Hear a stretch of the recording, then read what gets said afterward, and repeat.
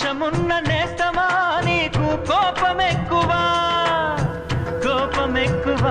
కానీ మనసు మక్కువ స్నేహానికి చలికాడా మనస్ఫూర్తిగా నమస్కరిస్తున్నాను. ముఖ్యంగా ఈ వీడియో ఉద్దేశము మన మిత్రుడు మరి అమరా అన్న ఆప్తుడు మనలో మధ్యలో లేకపోవడం చాలా బాధాకరం. మరి అన్న జ్ఞాపకార్థము ఈ నెల బుధవారం రోజున 27వ తారీఖు మరి ఉదయం 10 గంటలకు పెద్దలు నిశ్చయించినారు మరి అన్న వైకుంఠ సమారాధన.